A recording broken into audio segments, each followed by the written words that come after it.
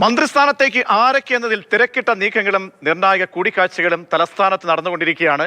K C. Venugopal Ramesh ചെന്നിത്തലയുടെ വീട്ടിലേക്ക് എത്തിയിരിക്കുന്നു. അല്പസമയം മുമ്പ് അതിനു മുൻപ് കെ.സി. വേണുഗോപാലിന്റെ വീട്ടിലേക്ക് വി.ഡി. സതീശൻ എത്തിയിരുന്നു. രമേശ് ചെന്നിത്തലയും വി.ഡി. സതീശൻ കണ്ടു. അങ്ങനെ അനിശ്ചിതത്വങ്ങളൊക്കെ ഒഴിയുന്നു. ഇനി ഘടകകക്ഷികൾക്ക് എത്ര സീറ്റ്, ലീഗിന് എത്ര മന്ത്രിസ്ഥാനം നൽകും എന്നത് വളരെ പ്രധാനപ്പെട്ട കാര്യം. പിന്നീട് ഒരു അംഗങ്ങൾ മാത്രമുള്ള എം.എൽ.എമാർക്ക് എന്ത് പരിഗണന നൽകും, ടേം വ്യവസ്ഥയിൽ മന്ത്രിസ്ഥാനം അവർക്ക് നൽകുമോ എന്നൊക്കെയുള്ള ചർച്ചകളാണ് ഇനി നമ്മൾ കാണാൻ പോകുന്ന. വൈകിട്ടോട് കൂടി കോൺഗ്രസിന്റെ പട്ടിക നമ്മൾ പ്രതീക്ഷിക്കുന്നുണ്ട്. അതാണ് കെ.പി.സി. അധ്യക്ഷൻ അടക്കമുള്ളവർ പറഞ്ഞത്. മന്ത്രിസ്ഥാനത്തെ സംബന്ധിച്ച് അതേസമയം ലീഗിൽ വലിയ ആശയക്കുഴപ്പമുണ്ടാകുന്നുണ്ട്. ആരെ പരിഗണിക്കും, ആരെയൊക്കെ തന്നെ വെട്ടും എന്നുള്ള കാര്യത്തിൽ വലിയ ആശയക്കുഴപ്പം വരുമ്പോൾ ഒരു വിഭാഗത്തിന്റെ എതിർപ്പ് പി.കെ. ബഷീറിനെ മന്ത്രിയാക്കുന്നതിൽ എന്നുള്ളതാണ്. എന്താണ് ലീഗ് രാഷ്ട്രീയത്തിൽ സംഭവിക്കുന്നത്? കൂടിയാലോചനകൾ എങ്ങനെ നടക്കുന്നു? ആർ അനന്തകൃഷ്ണൻ ചേരുന്നുണ്ട്. അനന്തൻ, ലീഗിന്റെ കാര്യം വരുമ്പോൾ 5 മന്ത്രിസ്ഥാനം കിട്ടിക്കഴിഞ്ഞാൽ, 5 ആണെങ്കിൽ പോലും സീനിയോറിറ്റി മറ്റ് ജില്ലകളുടെയൊക്കെ പ്രാതിനിധ്യം നോക്കിക്കഴിഞ്ഞാൽ തന്നെ അത് വളരെ ചുരുക്കമാണ്. അപ്പോൾ 5 പോലും ഉറപ്പായിട്ടില്ല. 4 ആണെങ്കിൽ 4. എന്നിട്ടുകൂടി ഈ പട്ടികയിലേക്ക് ആരൊക്കെ വരും? അവിടെ പ്രധാനപ്പെട്ട ആളുകളാണ് അണിനിരക്കുന്നത്. അവരുടെ പേരുകളൊക്കെയാണ് പരിഗണിക്കപ്പെടുന്നുണ്ട്. പി.കെ. ബഷീറിന് എന്താണ് പോരായ്മയായി വരുന്നത്?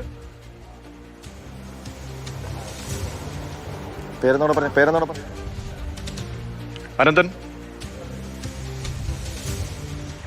പ്രജീഷ്, ഇപ്പോൾ മുസ്ലിം ലീഗിന്റെ കാര്യത്തിൽ ഇപ്പോഴും ചർച്ചകൾ തുടരുകയാണ്. നമുക്കിപ്പോൾ ഏറ്റവും പ്രധാനപ്പെട്ട ഒരു അപ്ഡേഷൻ കൂടി നൽകാനുള്ളത്, കോൺഗ്രസ് മന്ത്രിമാർ 5 മന്ത്രിമാർ ഏതാണ്ട് ഉറപ്പായി ക്യാബിനറ്റിൽ പേര് അല്ലെങ്കിൽ ക്യാബിനറ്റിൽ ഉറപ്പായ 5 കോൺഗ്രസിന്റെ മന്ത്രിമാർ സംബന്ധിച്ച് ഏതാണ്ട് തീരുമാനമായി. അത് രമേശ് ചെന്നിത്തലയും കെ മുരളീധരനും സണ്ണി ജോസഫും പി.സി. വിഷ്ണുനാഥും എം ലിജുവുമാണ്. ഈ 5 പേരും കോൺഗ്രസ് മന്ത്രിസഭയിൽ ഉണ്ടാകും എന്ന് ഏകദേശം ഉറപ്പായി കഴിഞ്ഞു. രാവിലെ തന്നെ അതിന്റെ ചർച്ചകൾ, കോൺഗ്രസ് നേതൃത്വത്തിലുള്ള ചർച്ചകൾ, അതിന്റെ നീക്കുപോക്കുകളൊക്കെ നടക്കുകയായിരുന്നു. രാവിലെ സണ്ണി ജോസഫും പി.സി. വിഷ്ണുനാഥും ഇവിടേക്ക് എത്തി വി.ഡി. സതീശനുമായി ചർച്ചകൾ നടത്തിയിരുന്നു. അന്നേരം തന്നെ നമ്മൾ പറഞ്ഞതാണ് സണ്ണി ജോസഫും പി.സി. വിഷ്ണുനാഥും ഉറപ്പായും മന്ത്രിസഭയിൽ ഉണ്ടാകും എന്നുള്ളത്. അത് സംബന്ധിച്ച് ഏതാണ്ടൊക്കെ ഒരു ധാരണ രാവിലെ തന്നെ വന്നിരിക്കുന്നു. അപ്പോൾ രമേശ് ചെന്നിത്തലയുമായിട്ടുള്ള മഞ്ഞുരുക്കം കൂടി സംഭവിച്ചിരിക്കുന്നു.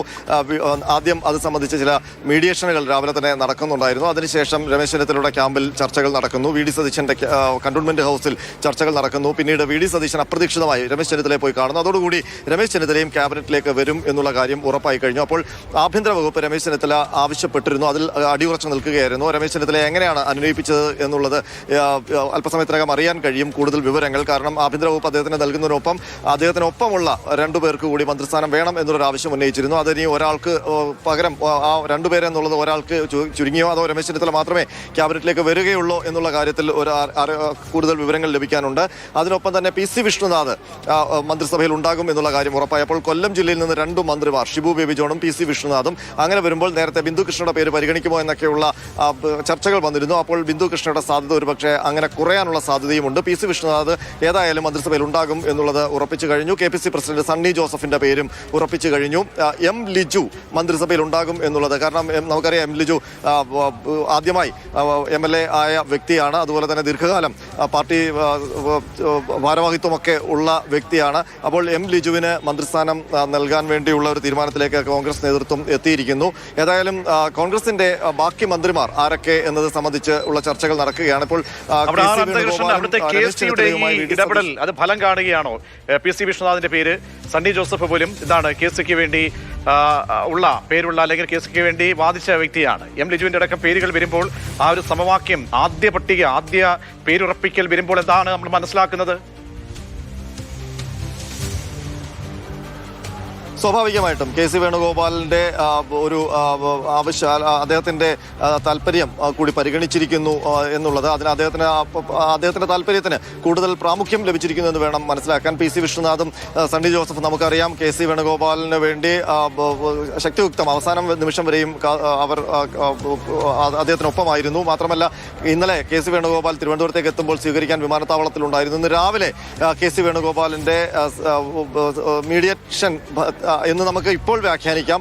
രാവിലെ തന്നെ PC വിഷ്ണുനാഥും സണ്ണി ജോസഫും VD സതീശനെ കന്റോൺമെന്റ് ഹൗസിലെത്തി സന്ദർശിച്ചിരുന്നു. അതിനുശേഷം ഇരുവരും പിന്നീട് KC വേണുഗോപാലിന്റെ വീട്ടിലേക്ക് പോയി. അവിടെ ആ ചർച്ചകൾ കൂടി പൂർത്തിയാക്കിയ ശേഷമാണ് VD സതീശൻ KC വേണുഗോപാൽ കൂടിക്കാഴ്ചയ്ക്ക് അരങ്ങൊരുങ്ങിയത്. അപ്പോൾ അതിനുശേഷം അപ്പോൾ കോൺഗ്രസിനകത്തെ പ്രശ്നങ്ങൾ ഏതാണ്ട് പരിഹരിക്കപ്പെടുന്നു. അവിടെ ഏതാണ്ടൊക്കെ ധാരണയായിരിക്കുന്നു. ഇനിയിപ്പോൾ മറ്റ് ഗ്രൂപ്പ് സമവാക്യങ്ങൾ ഒപ്പം തന്നെ സമുദായ സമവാക്യങ്ങൾ കൂടി പരിഗണിച്ചു കഴിഞ്ഞാൽ കോൺഗ്രസിന്റെ മന്ത്രിമാർ സംബന്ധിച്ചുള്ള ഒരു അവസാന ചിത്രത്തിലേക്ക് കൂടുതൽ വ്യക്തതയിലേക്ക് പോവുകയാണ്. 5 മന്ത്രിമാരുടെ തീരുമാനം ഏതാണ്ട് പൂർത്തിയായി. ഇനിയിപ്പോൾ 5 മന്ത്രിമാരാണോ 6 മന്ത്രിമാരാണോ അതാണ് ഇനി അറിയാനുള്ളത്. അവിടെ ഒരു കൗതുകമുള്ളത് അനന്തൻ കൊല്ലം ജില്ലയിൽ നിന്നും ഈ ഘടകകക്ഷി RSPയുടെ പേര് കൂടി വരികയാണെങ്കിൽ 2 മന്ത്രിമാരാവുകയാണ്. PC വിഷ്ണുനാഥ് ഉറപ്പിക്കുമ്പോൾ ഇവിടെ ജാതി സമവാക്യം വളരെ പ്രധാനപ്പെട്ടതാണ്. അതുകൂടി പരിഗണിക്കപ്പെടുകയാണെങ്കിൽ ബിന്ദു കൃഷ്ണയുടെ പേര് വീണ്ടും സാധ്യത കൂടുന്നുണ്ടോ അതോ സാധ്യത മങ്ങുന്നുണ്ടോ? പിന്നെ ആലപ്പുഴക്കാരനാണ് M ലിജു, അവിടെ നിന്നുള്ള ഷാനിമോൾ ഉസ്മാൻ, അവിടെയും പല ഘടകങ്ങൾ ഈ പറഞ്ഞതുപോലെ പരിഗണിക്കപ്പെടണം. പിന്നെ വനിതാ പ്രാതിനിധ്യം എന്നടക്കം വളരെ പ്രധാനപ്പെട്ടതാണ്. അപ്പോൾ ഈ ആദ്യ പട്ടിക വരുമ്പോൾ നമുക്ക് അനുമാനിക്കാൻ കഴിയുന്ന കാര്യങ്ങൾ ഇവരുടെ കാര്യത്തിൽ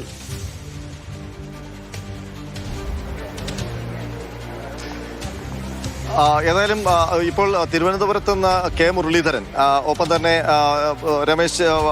K മുരളീധരന്റെ പേര് ഉറപ്പായി കഴിഞ്ഞു. അപ്പോൾ അതിനൊപ്പം തന്നെ രമേശ് ചെന്നിത്തല രമേശ് ചെന്നിത്തല ആലപ്പുഴ ജില്ലയിൽ നിന്ന് രമേശ് ചെന്നിത്തലയും M ലിജുവുമാണ് മന്ത്രിസഭയിലേക്ക് വരുന്നത്. അപ്പം കൊല്ലം ജില്ലയിൽ PC വിഷ്ണുനാഥ് കൊല്ലം ജില്ലയിൽ നിന്ന് PC വിഷ്ണുനാഥ് മന്ത്രിസ്ഥാനം ഉറപ്പിക്കുമ്പോൾ പിന്നീട് അവിടെ മറ്റൊരു മന്ത്രി കൂടിയുണ്ട്. ഷിബു ബേബി ജോൺ ആണ്. RSPയുടെ ഷിബു ബേബി ജോൺ മന്ത്രിസ്ഥാനം നേരത്തെ തന്നെ ഉറപ്പിച്ചതാണ്. അദ്ദേഹത്തിന് പദവി ലഭിക്കുകയും ചെയ്യും. അപ്പോൾ 2 മന്ത്രിമാർ കൊല്ലത്തിന് ഏതാണ്ട് ഉറപ്പായി കഴിഞ്ഞു. പിന്നീട് ബിന്ദു കൃഷ്ണ വരുമോ എന്നുള്ളതായിരുന്നു നേരത്തെ നമ്മൾ ചർച്ച ചെയ്യുമ്പോൾ. ബിന്ദു കൃഷ്ണയ്ക്ക് സാമുദായിക പരിഗണനയും സ്ത്രീ എന്ന പരിഗണനയും ഒക്കെ ലഭിക്കും എന്നായിരുന്നു. പക്ഷേ കൊല്ലത്ത് നിന്ന് 2 മന്ത്രിമാർ വരുമ്പോൾ അതിനുള്ള സാധ്യതയുണ്ടോ എന്നുള്ളതാണ്.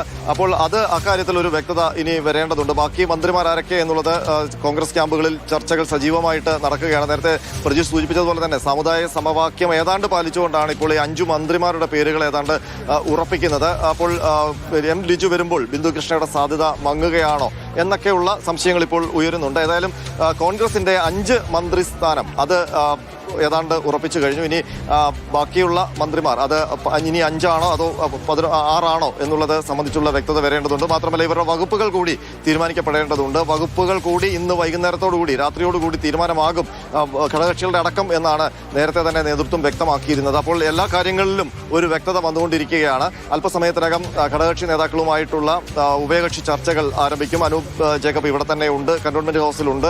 ലീഗ് നേതാക്കൾ അവരുടെ ചർച്ച പൂർത്തിയാക്കി കന്റോൺമെന്റ് ഹൗസിലേക്ക് വരും. അവിടെയാണ് ഒരു ആശയക്കുഴപ്പം ഇപ്പോഴും നിലനിൽക്കുന്നത്. ലീഗിനുള്ളിൽ ചില തർക്കങ്ങൾ ഇപ്പോൾ ഉടലെടുത്തു എന്ന് വേണം മനസ്സിലാക്കാൻ. 5 പേരുടെ ശരി അനന്തകൃഷ്ണനാണ് പുതിയ അപ്ഡേറ്റ് നൽകിയത്. 5 പേർ മന്ത്രിസ്ഥാനത്തേക്ക് എത്തുകയാണ്. അപ്പോൾ നമ്മൾ പ്രതീക്ഷിച്ചതുപോലെ കാര്യങ്ങൾ പോകുന്നു. അവിടെയാണ് രമേശ് ചെന്നിത്തല നമ്മൾ നേരത്തെ പറഞ്ഞതുപോലെ തന്നെ രമേശ് ചെന്നിത്തല സ്വാഭാവികമായിട്ടും ആഭ്യന്തര വകുപ്പ് ഏറ്റെടുത്തുകൊണ്ട് മന്ത്രിസഭയിലേക്ക് വരുമ്പോൾ K മുരളീധരൻ നേരത്തെ തന്നെ പ്രതീക്ഷിച്ചതാണ്. അതിലൊരു മാറ്റം ഉണ്ടാകില്ല എന്നുള്ള കാര്യം നമുക്കറിയാം. K മുരളീധരൻ ഒരു പ്രധാനിയായി തന്നെ മന്ത്രിസഭയിലേക്ക് എത്തുന്നു. സണ്ണി ജോസഫ് KPCC അധ്യക്ഷൻ ഈ തെരഞ്ഞെടുപ്പിൽ നയിച്ച ആളുകൾ ഒരാളാണ്. അപ്പോൾ സണ്ണി ജോസഫിന് മാന്യമായ രീതിയിൽ പരിഗണന നമ്മൾ പ്രതീക്ഷിച്ചതാണ്. അത് ഒന്നും സംഭവിച്ചില്ല. പിന്നീടുള്ള PC വിഷ്ണുനാഥിന്റെ പേര് വളരെ പ്രധാനപ്പെട്ട പരിഗണനയിലേക്ക് വരികയും PC വിഷ്ണുനാഥ് അങ്ങനെ മന്ത്രിസ്ഥാനം ഉറപ്പിക്കുന്നു. KCയുടെ ഏറ്റവും പ്രധാനപ്പെട്ട അനുകൂലികളിൽ ഒരാളായി ഇപ്പോൾ മാറിയ PC വിഷ്ണുനാഥിന്റെ മന്ത്രിസ്ഥാനം. പിന്നീട് M ലിജു.